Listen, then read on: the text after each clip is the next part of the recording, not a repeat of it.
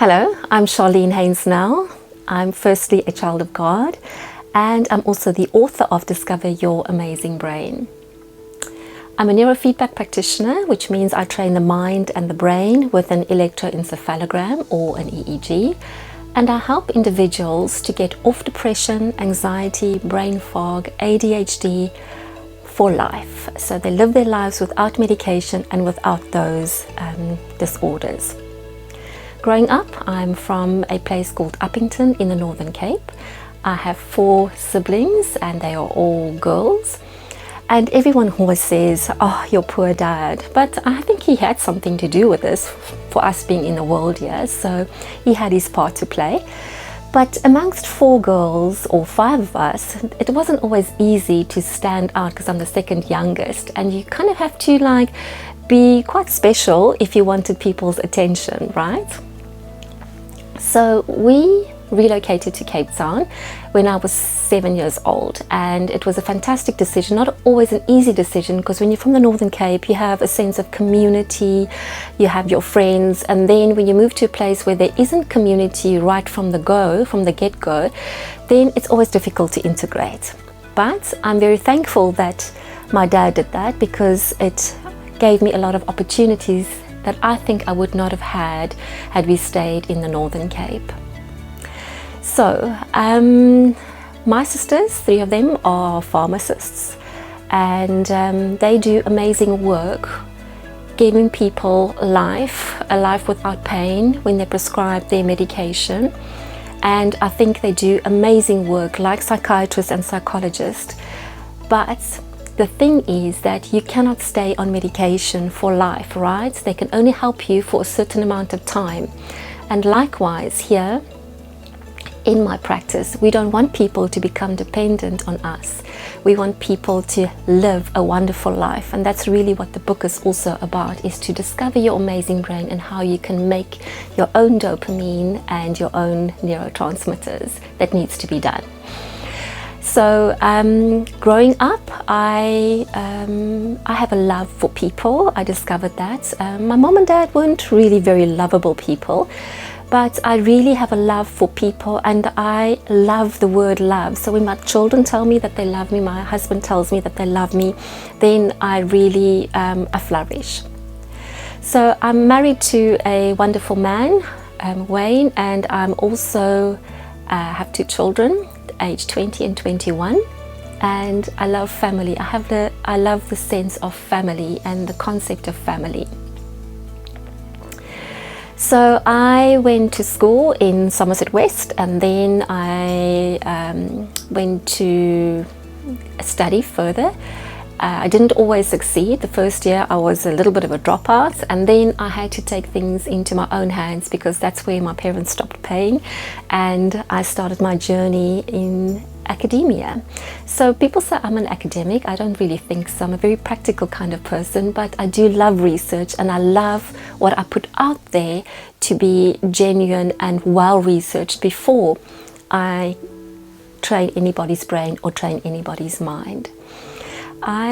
My hobbies, I don't know if gym can be a hobby, because sometimes I just skip it simply because I can't get out of bed. But I really enjoy reading. I love reading new books. I like traveling. Oh, I absolutely love traveling.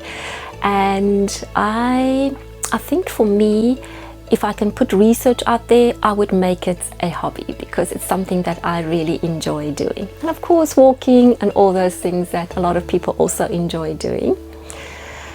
Then in terms of my career, I started off in organizations, and then I started my own practice about 12 years ago, and I've never looked back. It's just been such an incredible journey in terms of what I've learned from people and what I have imparted on people. So that's in a nutshell, a very big nutshell, who I am.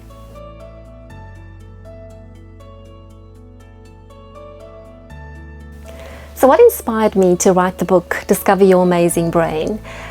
Well, I had to deal with my own kinds of cognitive distortions over the years. I never knew what they were. And as I put my head down and I started researching this, and also as I was dealing with so many clients who had these cognitive distortions and cognitive disorders, it really became apparent to me that these are the things that I have to deal with. And if it's difficult for them, or it's difficult for me, it's obviously difficult for them as well. So once I started identifying with my own, I could really start inking the pages on a book, because I first started off with a book on organizations, and I think that would be really a boring book if I had to put it out there. Don't get me wrong, I think there's a lot of amazing books on organizations, but this one was really touching my heart. I also, because I have a love for people and to see them well and healthy, I saw how many people just suffered from depression, people that were close to me, people who suffer from anxiety and stress. And the more I started reading up about it and the more clients came for help, I could understand how to help them, obviously with the help of God, His insight, His knowledge, and just His imparting on what needs to be done next. It really inspired me to write the book. And it's not an easy thing to write a book. It's a lot of hard work. It's a lot of getting up early in the morning. But if you love what you're doing and you can put that out there on paper, then it's really an amazing experience.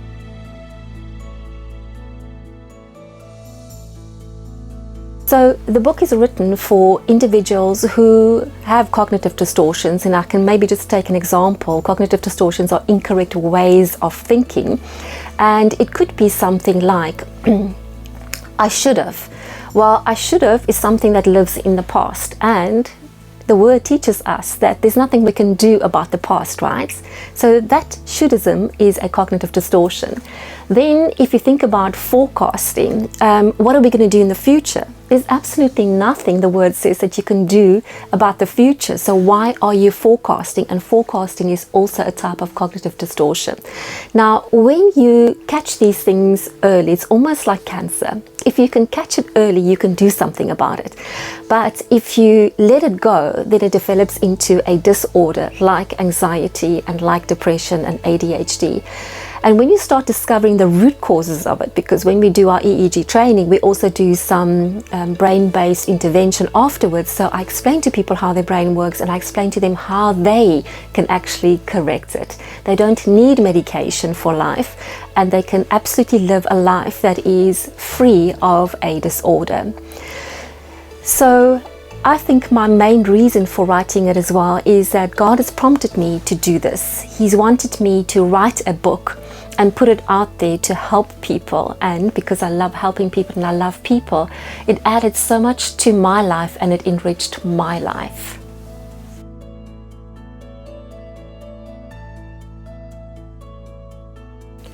So what do people say about the book? Well, a lot of times I get the word interesting. Now, interesting is, it could be something good, it could be something not so good.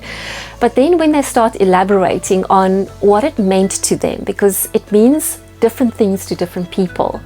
And some people pass it on to their family members, and then they give me the feedback about what the family members are saying about the book. And they would say, wow, this is really something that has helped me. And you've really made the brain so simple. And because God has made us simple, but He's also made us complex. And that is my gift. My gift is to understand the brain and to make it simple and complex, and to convey that message and to do something with that. So that is what most people say about the book. We would actually love to hear more comments about the book. And I really hope that this is something that would interest you, to get a copy of it and to really discover how amazing your brain is and how God created you.